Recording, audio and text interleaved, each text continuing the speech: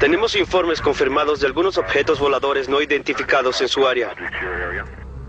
Durante la cúspide de la Guerra Fría, en los cielos que se encuentran sobre una de las bases aéreas más restringidas de Estados Unidos, aparecen inexplicablemente 7 objetos. Estamos buscando unos 7 ovnis.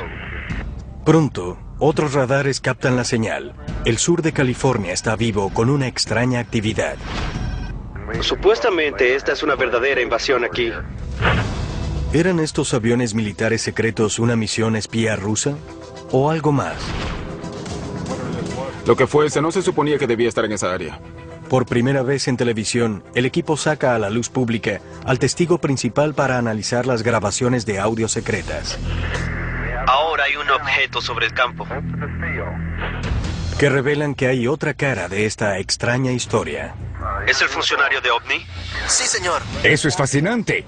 Están llamando al funcionario de OVNI. ¿Por qué había un funcionario de OVNI en la base aérea Edwards? ¿Y por qué dio la orden de despegue para que un jet interceptara estos objetos?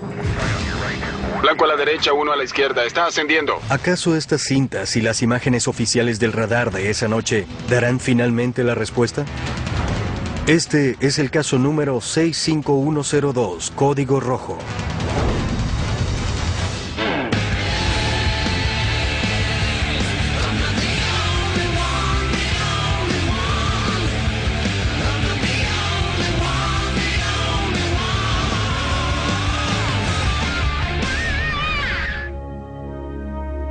Es el año 1965.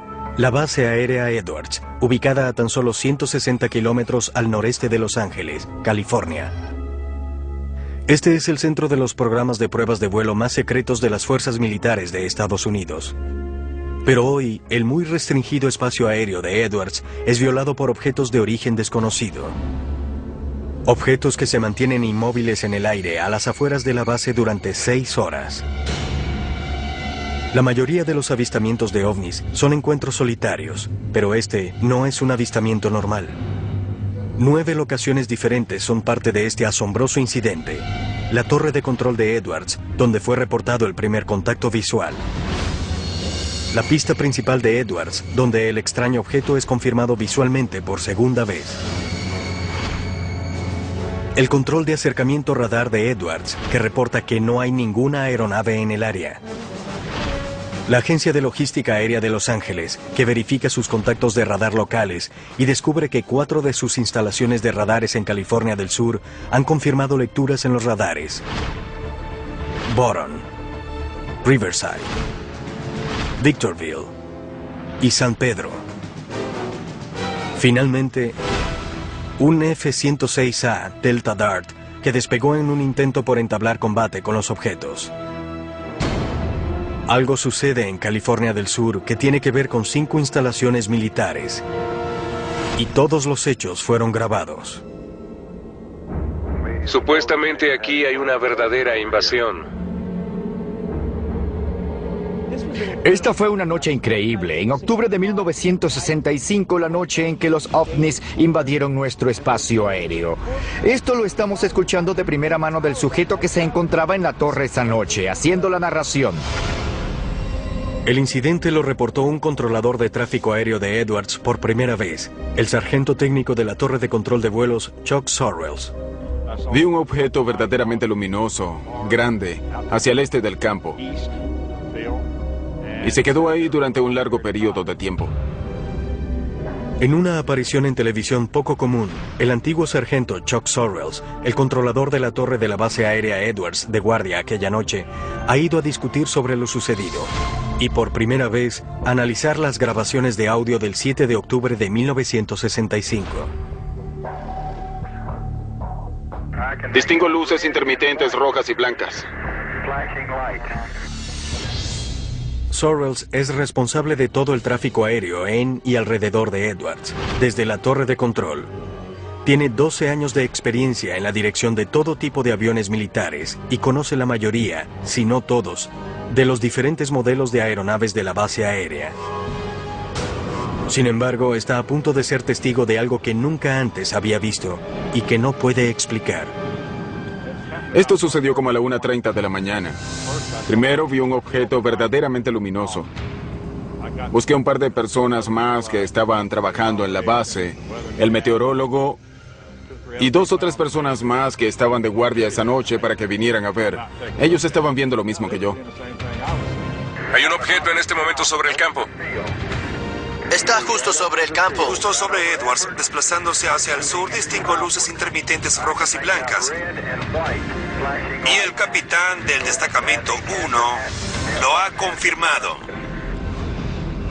Estaba demasiado baja para ser una estrella o algo así, a menos de 1500 metros, y eso duró bastante rato. Según él, el objeto es verde claro, con una luz intermitente roja en la parte de la base, y el objeto es grande y luminoso. Se aparecen 3 más de estos objetos, más pequeños, como de la mitad del tamaño del original, y se mantuvieron juntos. Tenían una especie de formación o por lo menos estaban muy juntos en forma de V. Se desplazaron hacia el sur de la base. En un momento dado aparecen 3 más. Estos 3 eran como naves independientes. Volaron hacia el norte, hacia el sur, el este y el oeste.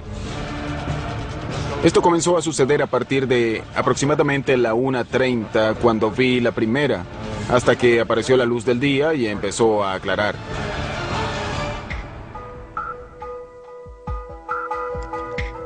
El equipo de la revista UFO se reúne en la base aérea March, a unos 145 kilómetros al sur del lugar original del avistamiento y la locación del contacto del radar con los objetos en 1965 para encontrarse con Sorrells.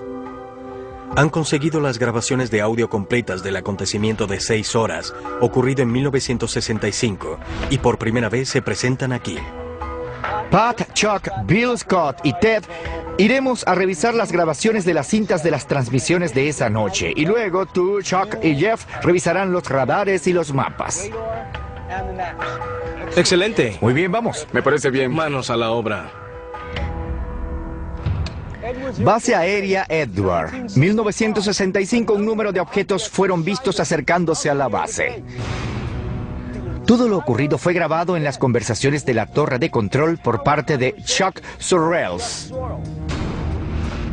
Estas transmisiones eran secretas anteriormente y se pensaba que se habían perdido. Ahora pudieran descifrar uno de los más increíbles casos de encuentros con ovnis que hayan sido grabados alguna vez.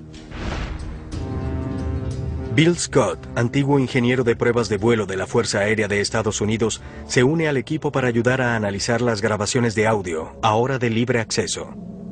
Estas son las transmisiones reales, las comunicaciones entre tú y la agencia de logística aérea que tuvieron lugar esa noche mientras los ovnis estaban en el aire. Así es, y fueron grabados desde la agencia de logística aérea de Los Ángeles. El equipo prepara las transmisiones y las rebobina hasta el 7 de octubre de 1965. Dio un giro hacia el norte de donde estamos y otro viene a mucha velocidad. Se aproxima de norte a sur. ¿De norte a sur a esta hora de Edwards? Así es, tiene luces rojas intermitentes. Tengo otra combinación de luz roja con verde a la vista, moviéndose muy velozmente sobre mi campo en este momento.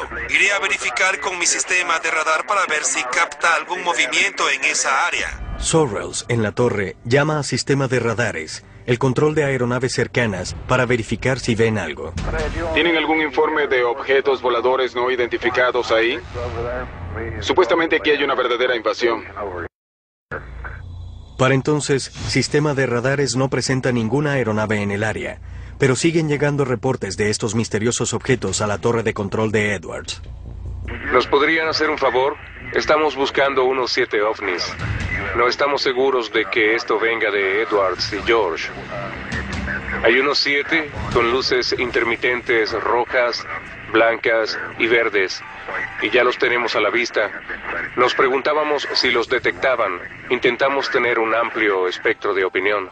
Los objetos son confirmados por 5 radares militares independientes, pero la identificación de estos objetos no será tan fácil. Lo miré con los binoculares y la primera impresión es que luce como una estrella. ¿Sí? Era blanca y verde y todo el tiempo tenía luces intermitentes blancas y verdes. ¿Parecido a lo que harían las luces anticolisión de un avión? Pero en ese momento usted pensó que no eran luces anticolisión de un avión. Sabía que no lo eran. Los aviones tienen luces anticolisión en los extremos de las alas, en la parte superior e inferior del fuselaje y en el alerón vertical de la cola. Desde la cabina de mando se ven verdes a la derecha y rojas a la izquierda. Los colores les permiten a otros pilotos saber si la aeronave se aproxima o se aleja. Sabía que no era un avión, ni un helicóptero, ni un globo, ni una estrella. Sabía que no se trataba de ninguna aeronave de prueba que conociera hasta ese momento y teníamos muchas aeronaves de prueba en la base Edwards. Si bien es posible que las luces que vieron esa noche hayan podido ser pruebas secretas de nuevos aviones, Sorrells desacredita esa teoría. Habrían tenido que notificarme si iban a volar algo en mi zona de control, de modo que yo pudiera mantener otras aeronaves alejadas simplemente por razones de seguridad. Si existiera una prueba misteriosa, Chuck habría tenido que saberlo. Sorrells menciona varios programas secretos en Edwards durante ese periodo. Si se hacía en Edwards, lo más probable es que fuera secreto. Probábamos todas las aeronaves nuevas que llegaban a Edwards. Para ese momento, el SR-71, el Black Bear y el B-70 estaban a prueba. Incluso si era un avión secreto, definitivamente no lo hubieran hecho en esa área sin notificar a los controladores aéreos de guardia. No es que le daría mucha información a la torre de control, solo le dirían que estaban haciendo algo. No había manera de operar en esa zona sin que Chuck lo supiera. La torre de control de Edwards y varias otras locaciones de radares militares confirman que múltiples objetos están invadiendo el espacio aéreo sobre la base Edwards de la Fuerza Aérea. Está ascendiendo. Mucho más alto, más alto. Arriba de nosotros. Con tantos contactos no identificados, en pleno apogeo de la Guerra Fría, cuando un ataque de misiles soviético era un temor muy real, la decisión de hacer despegar aviones para interceptar aquel objeto con certeza no tardaría. Pero en la cinta, la autoridad para hacer un vuelo de investigación parecía ser de un oficial con un puesto muy poco usual. Todas las bases tenían un oficial OVNI. ¿Es usted el oficial OVNI? Sí, señor. Tenga cuidado. El equipo está reconstruyendo el incidente que tuvo lugar sobre la base aérea Edwards el 7 de octubre de 1965. Comenzando a la 1:30 de la mañana, un objeto con extrañas luces intermitentes está suspendido en el aire cerca de la locación de pruebas para cohetes de la base. Y 6 objetos más pequeños se le han unido. 3 se mueven en formación hacia el sur y otros 3 se desplazan libremente por la base. 5 estaciones de radares militares de California del Sur captan el acontecimiento. Estoy recibiendo informes sobre ovnis de la torre de control de Edwards, de la Victorville, de varias locaciones de radar. El equipo no solo tiene el testigo principal de lo ocurrido, el controlador aéreo de mayor rango de la base, Chuck Sorrells, sino que ahora, por primera vez en televisión, tiene las cintas de audio completas, antes secretas, de las comunicaciones telefónicas y de radio de esa noche. Tengo otra combinación de luces rojas y verdes a la vista, desplazándose muy rápidamente.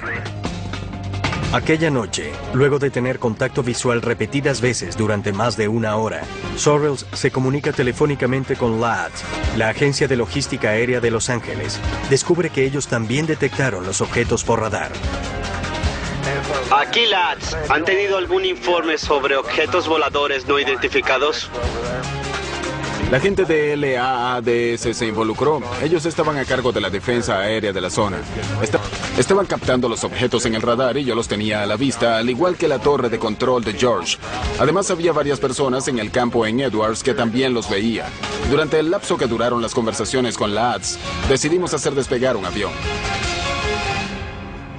A las 2 de la mañana, le notifican al piloto de alerta de la base Edwards, capitán Darrell Clark, sobre la incursión.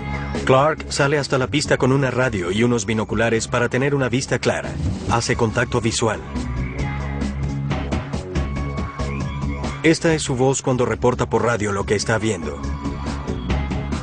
Lo vi con los binoculares. Tenía una altitud bastante baja. 2 militares entrenados, uno un controlador de tráfico aéreo, el otro un experimentado piloto. Ambos consideran que estas no son aeronaves comunes. Sin embargo, estas descripciones no son suficientes para que la gente de LADS tome el siguiente paso. necesitarán hablar con un oficial muy específico para determinar si deben enviar un avión a interceptar los objetos.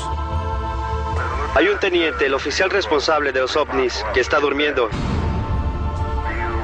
¿Quieren que hagamos volar a este teniente a ver si quiere salir a investigar? Así que en ese momento... Esto es fascinante. Están llamando al oficial ovni de la base. Hay un teniente, el oficial responsable de los ovnis, que está durmiendo. Creo que en esa época cada base tenía un oficial ovni asignado. Según la Fuerza Aérea, los investigadores de la División de Tecnología Extranjera pudieron haber sido llamados extraoficialmente oficiales ovni, pero este no es un término que fuera usado alguna vez por la Fuerza Aérea de Estados Unidos para referirse a una posición oficial. En mis 9 años en la Fuerza Aérea nunca he oído un oficial ovni. ¿Están buscando platillos voladores extraterrestres o simplemente algún objeto que no pudiera ser solo un identificado? platillo volador. Existe diferencia. No sé si estaban buscando alguna forma o tamaño en particular o algo así. Era solo algo que se saliera de lo normal, que pudiera ser llamado objeto volador no identificado.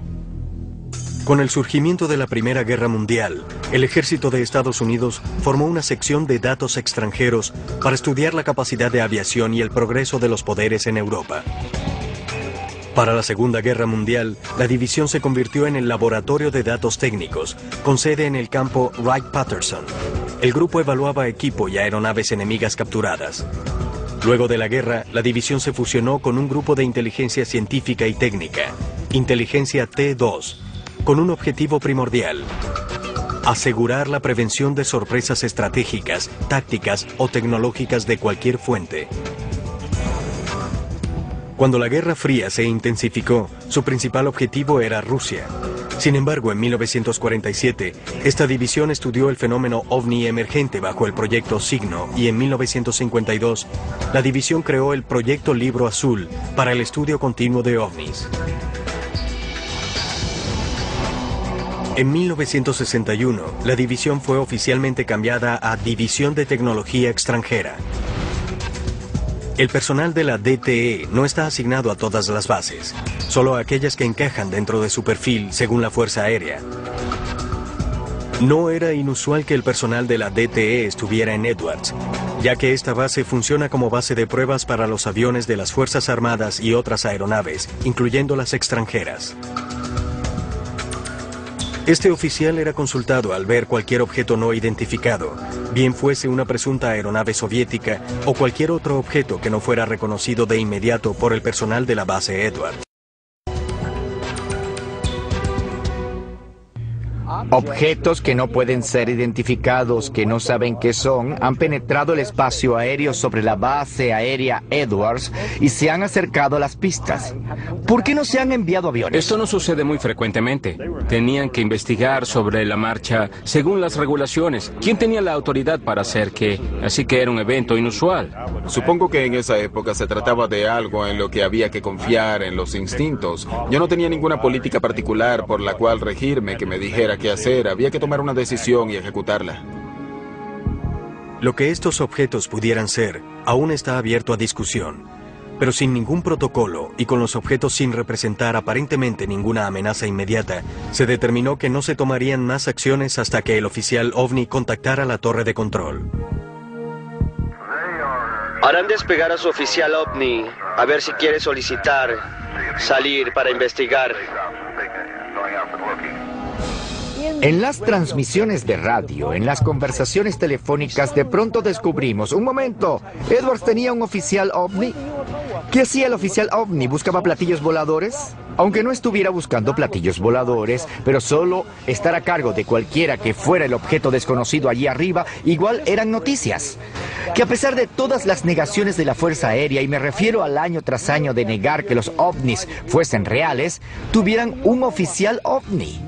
A las 3 de la mañana, luego de más de 90 minutos del avistamiento inicial, el oficial ovni contacta la torre de control e intenta determinar el origen de estos objetos con la Agencia de Logística Aérea de Los Ángeles. LADS ha confirmado la detección por parte de los radares de 5 puntos diferentes alrededor de la base Edwards. ¿Está lanzando algún globo meteorológico desde Edwards? ¿Globo meteorológico? No que yo sepa. Edwards no tiene unidad radiosonda, así que dudo que permitieran algo que no tuvieran razón para hacer. ¿No tendrían razón para liberar globos? No en el departamento meteorológico. No de Edwards, ¿cierto? No. Entiendo.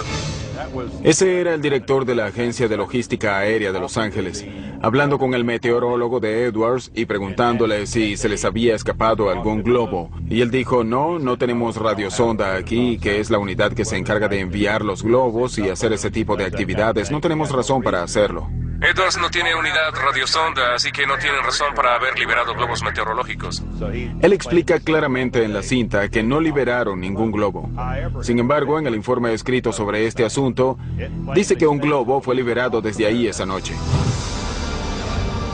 En realidad, no sucedió, pero así aparece en el informe escrito secreto. El informe oficial de la Fuerza Aérea de Estados Unidos claramente clasifica los múltiples acontecimientos como avistamientos de globos meteorológicos. Si estos objetos fueron en realidad globos meteorológicos, ¿por qué tomaron la siguiente decisión? Hacer despegar un avión de combate. ¿Y qué fue lo que vio esa aeronave? Había aproximadamente 5 o 7 objetos, se movían suavemente, parecieron quedarse en la zona un tiempo y luego simplemente se desplazaron rápidamente hacia arriba. El 7 de octubre de 1965, varios testigos informan acerca de múltiples objetos sobre la base aérea Edwards. Un documento de la Fuerza Aérea de Estados Unidos, que antiguamente era secreto, dice claramente que este objeto era un globo meteorológico, a pesar de que, según el audio de la torre de control, Edwards no pudo haber liberado algo así. ¿Está lanzando algún tipo de globo meteorológico desde Edwards? ¿Globo meteorológico? Sí. No que yo sepa. Edwards no tiene unidad radiosonda, así que dudo que permitieran algo que no tenían razón para hacer. Pero el oficial OVNI que recientemente contactó a la torre de control busca una explicación más racional y continúa contemplando la teoría del globo meteorológico. Es muy difícil que un globo meteorológico se desplace de norte a sur a poca altitud cuando yo informé que el viento viene del oeste a 2 nudos. Si el viento provenía del oeste, uno de los globos se desplazaba de norte a sur y luego viró hacia el oeste. Sería muy difícil que un globo fuese en contra del viento. Lo que estamos diciendo aquí es que no tenían características de vuelo de un globo, que no había informes de que no había liberado ninguno esa noche y sin embargo el informe secreto establece el lanzamiento de un globo meteorológico. De hecho, según el informe, los objetos se describen como globos meteorológicos 3 veces, a pesar de la evidencia que muestra lo contrario. ¿Y este tipo de globo meteorológico al que ellos se refieren es normalmente luminoso? No. ¿Tiene luces de señalización? No. La única otra explicación que ofreció el oficial OVNI es que el objeto pudo haber sido una aeronave construida por alguien, contradiciendo lo que informaron Sorrells y el piloto de alerta en la pista, Darryl Clark. Sorrells les hace saber su opinión. El oficial OVNI vio algo que cree que es un avión. Yo no. El oficial OVNI dijo que para él lucía como un avión. Él no es un piloto entrenado, no está entrenado para nada, excepto para ser un oficial OVNI asignado para realizar no sé qué funciones.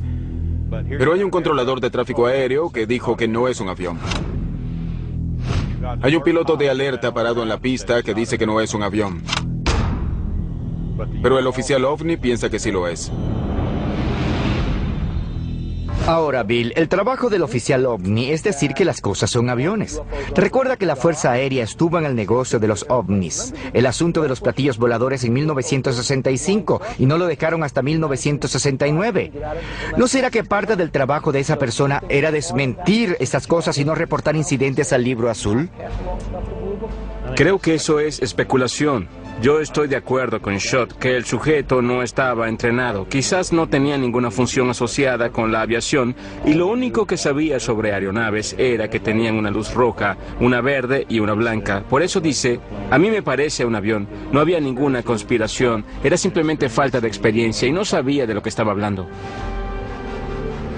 Si el objeto era un avión o algo más, el consenso en 1965 era que tenían que darle un vistazo más de cerca a lo que fuera que sobrevolara espacio aéreo restringido.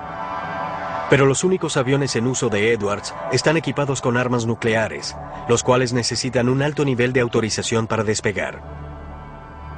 Estos aviones de alerta están designados específicamente para proteger a Estados Unidos de cualquier ataque entrante. Están provistos de armas nucleares para el caso en el que un ataque o contraataque inmediato sea requerido.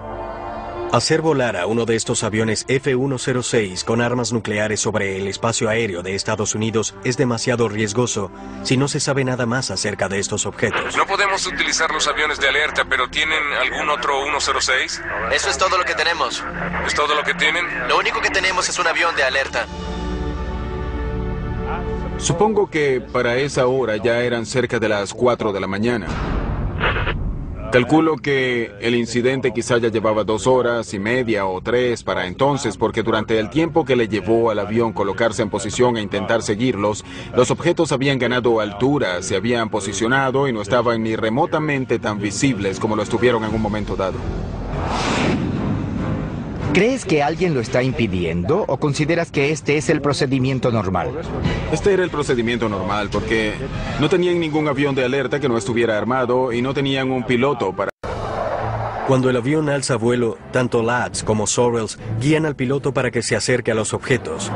Pero surge un problema. Para entonces, ya han empezado a alejarse de la base. Alzó vuelo para echar un vistazo y luego lo pasó por la intersección de radar, pero se le estaba dificultando detectarlo en el área. En un momento dado yo estaba dirigiendo la aeronave, alineándolo con la pista, dándole el rumbo.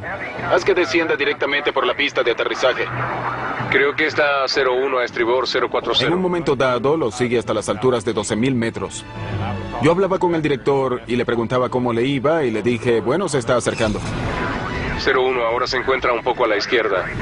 Blanco a tu derecha y otro a tu izquierda. Luego, cuando se acercó, le dije, está abajo. Torre de control, ¿qué tal están las cosas ahora? Busca ascender, busca ascender. Esa cosa está elevándose muy rápidamente. Está elevándose.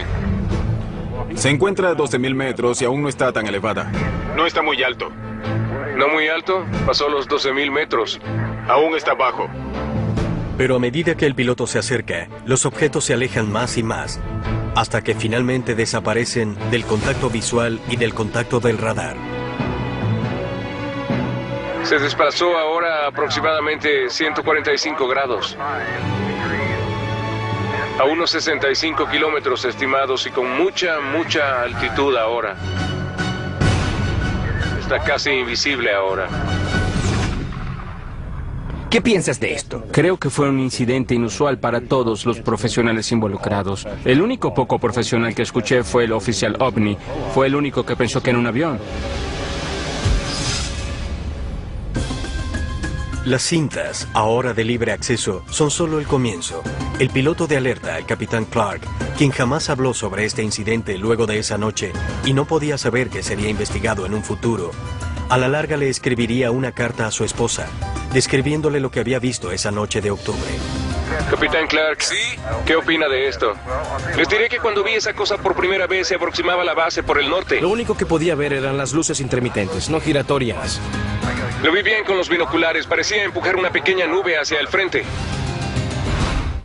Existe la teoría de que una vez que la humanidad comenzó a desarrollar energía y armas nucleares, Creo que la libertad es lo más valioso.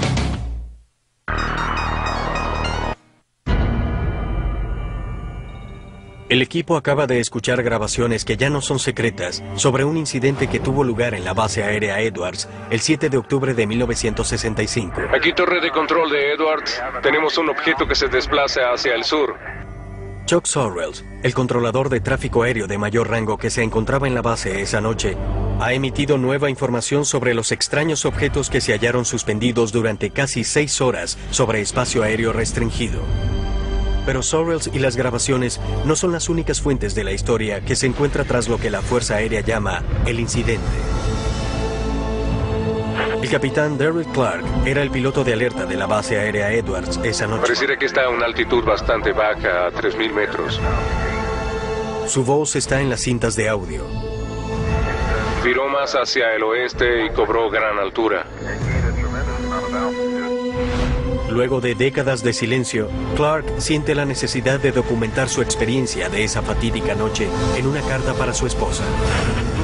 Lo importante de esta carta es que el capitán Darryl Clark era el oficial de mayor rango que se encontraba de guardia, y su relato corroboraba el relato de Chuck Sorrells. Ambos mantuvieron esto en secreto tanto tiempo como pudieron. Evidentemente, este incidente había dado vueltas en su cabeza durante décadas antes de que decidiera compartir el secreto con alguien. Esta carta fue entregada al equipo de UFO Hunters por Sam Sherman, el arquitecto de las transmisiones de audio reconstruidas que se grabaron en Edwards aquella noche. Sherman la obtuvo directamente del hijo de Clark. Estaba en alerta en la base aérea Edwards, en California, y era el oficial de mayor rango que se encontraba de guardia. Como a las 2 de la mañana recibió una llamada del controlador aéreo de mayor rango. Dijo que habían recibido informes de ovnis y que habían captado algo en los radares.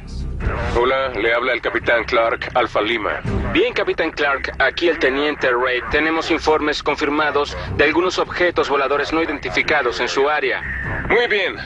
Cuando pasé el escáner por el cielo, vi una luz intermitente al noroeste de mi posición que se desplazaba hacia el sur, a unos 300 metros de la superficie y a aproximadamente 300 nudos.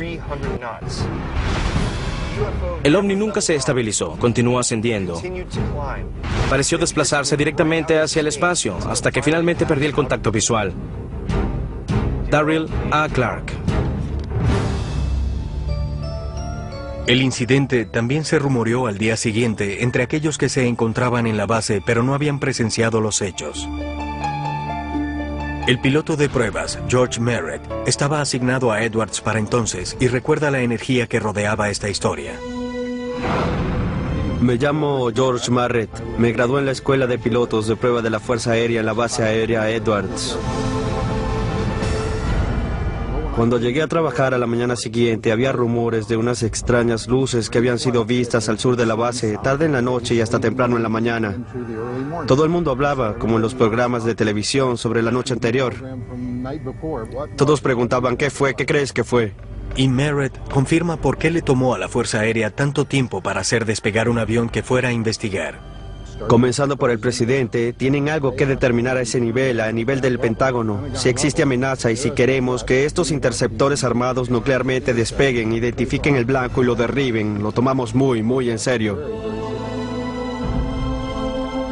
Estas luces no presentan ninguna amenaza para la base aérea Edwards. Nadie está bombardeando. Nadie está disparando misiles ni armas. Ni hay paracaidistas.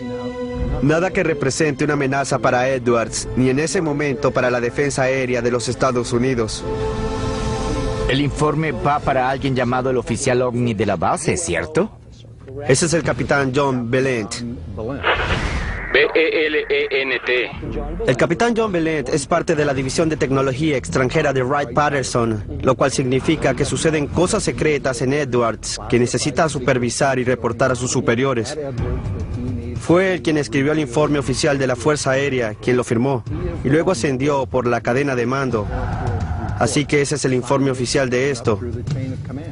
No fue escrito por personal de la base Edwards. Este informe oficial de la Fuerza Aérea fue el mismo informe que identificó a uno de estos objetos como un globo meteorológico. ¿Pudiera haber sido esta tecnología secreta que Valen no tenía autorización para revelar o de la cual no estaba enterado? Durante la reconstrucción inicial de las cintas de audio, Sam Sherman se puso en contacto con Valent para discutir el incidente, pero este se negó a hacer comentarios y no estuvo interesado en participar en la investigación de Sherman. Fíjense en mi punto de vista, 1 año y medio antes, cuando era estudiante de la Escuela de Pilotos de Prueba, el presidente Johnson anunció que el Blackbird JF-12 se encontraba en Edwards. Vi uno de ellos rodar por la pista, era la primera vez que veía al Blackbird. No sabía nada acerca de Groom Lake ni del Área 51, y aquí venía desplazándose sobre la pista el más maravilloso avión de combate que jamás hubiera visto. Y yo soy piloto de combate. Podría pensarse que lo conocería, pero no sabía de él. Entonces, ¿qué tuvo que ver ese avión con el incidente del ovni? Mi primera impresión fue que había unas luces allá afuera. De hecho, había una especie de vehículo que quizá pertenecía a un programa secreto. El área restringida, el área en que nosotros como pilotos de prueba realizábamos todos nuestros vuelos de prueba, se encontraba en lo que se denomina el área restringida de Edwards, la misma que tenemos en la actualidad, 2512. Comienza a unos 8 o 9 kilómetros al sur de la pista y se extiende hacia el oeste, el norte y el este, así que las zonas de prueba de nuestras aeronaves estaban todas al norte de la base Edwards. Según Merritt, la ruta de vuelo de toda la tecnología secreta de Edwards se ejecutaba en un área específica al norte de la base. Pero esto no concuerda con las locaciones reportadas y las rutas de vuelo de los ovnis. El informe oficial de la Fuerza Aérea dijo que eran luces no identificadas que se vieron en Edwards. Eso fue lo que se sostuvo a pesar de que el capitán Valent dijo que eran aviones. Simplemente son no identificadas, eso es todo lo que podemos decir. Pero él aún cree que hay más en cuanto a este caso. A mí particularmente me alegra mucho que hayan reabierto el caso del objeto volador no identificado que pasó por Edwards. Es algo que yo mismo me he preguntado durante 40 años. ¿Son estos ovnis que repetidamente están entrando al espacio aéreo militar?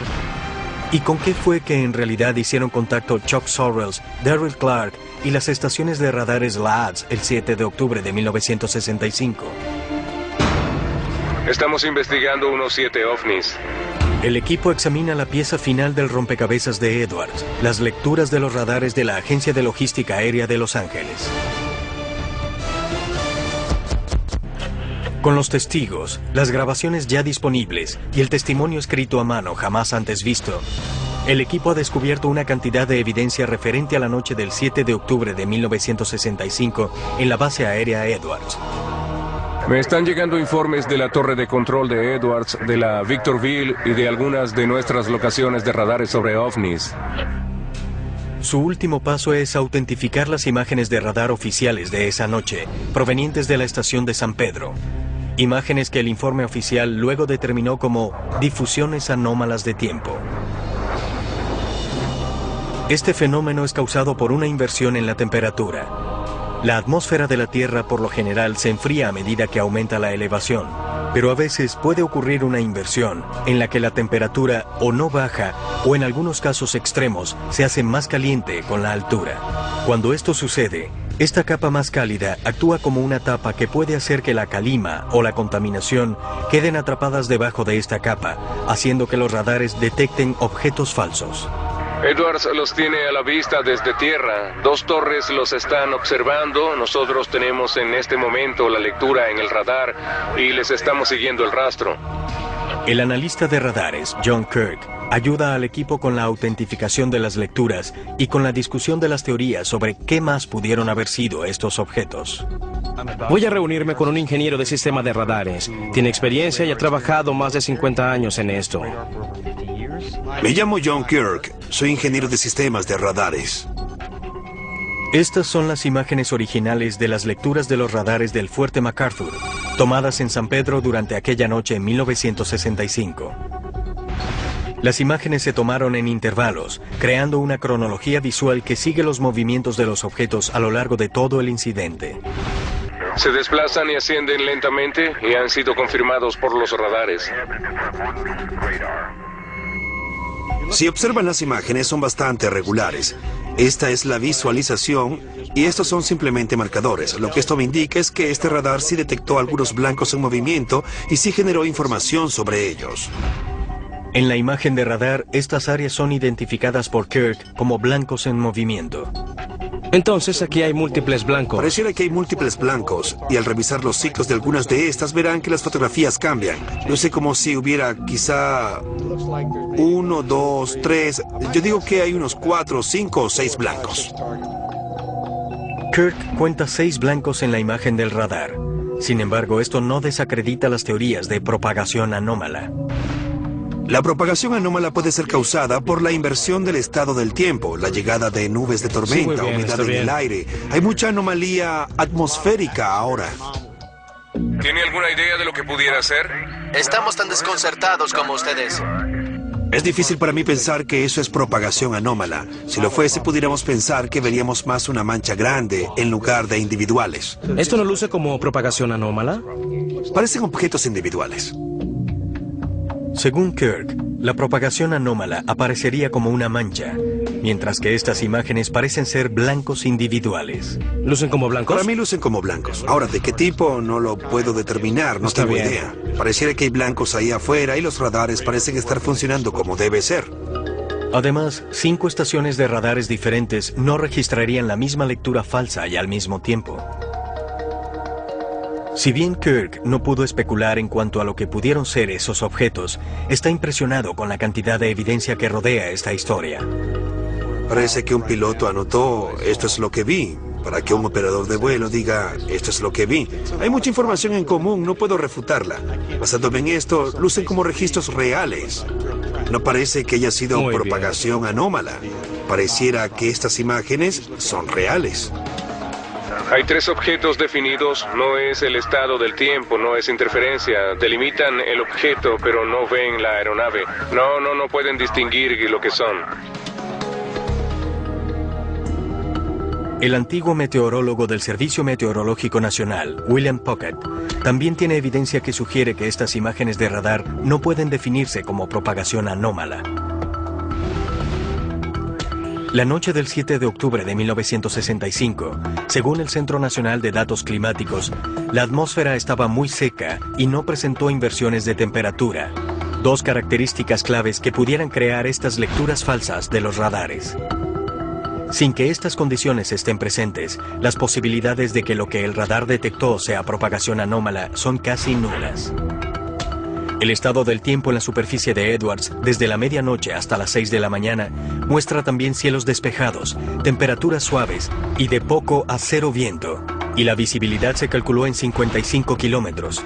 Con estos factores, la distorsión o identificación errada de objetos celestes como Júpiter, Saturno u otras estrellas es poco probable. Pero luego del incidente y la subsiguiente investigación de este, las fuerzas militares decidieron sellar todos los expedientes y las pruebas de audio que se referían al caso. Su explicación fue que las lecturas de los radares fueron falsos positivos y que los testigos solo habían identificado erradamente objetos celestes, a pesar de la contundente evidencia que descarta estas teorías. Para mí es asombroso escuchar que quizás haya ovnis penetrando impunemente espacio aéreo resguardado, espacio aéreo militar en los Estados Unidos. Según el relato tanto de las cintas como del seguimiento de los radares y de Sorrells, esto iba más allá de cualquier característica de vuelo conocida de alguna aeronave de aquella época o del presente. Tiene mucha más altura de la que tenía cuando lo vimos la primera vez. Estas grabaciones de los incidentes originales me pusieron la piel de gallina. Tengo otra combinación de luz roja con verde a la vista moviéndose muy velozmente. Cuando te sientas y escuchas a todas las personas que tuvieron que ver con el incidente, había muchas voces en esas conversaciones que no sabían lo que estaba sucediendo. Por supuesto, cerca de Edwards terminas viendo casi cualquier cosa. El audio es la prueba contundente. Está ganando altura. Mucho más alto. Asciende rápidamente. Pareciera que está justo encima de nosotros. Mantuvieron la cinta secreta durante 30 años. ¿Qué había en esa cinta que tenía que ser secreta? ¿Armas secretas? No. ¿Un radar especial? No. Lo que eran ovnis. Más de 40 años después, el incidente de la base aérea Edwards sigue sin tener explicación. En la actualidad, el lema del Centro de Pruebas de Vuelo de Edwards es Ad Inexplorada, hacia lo inexplorado.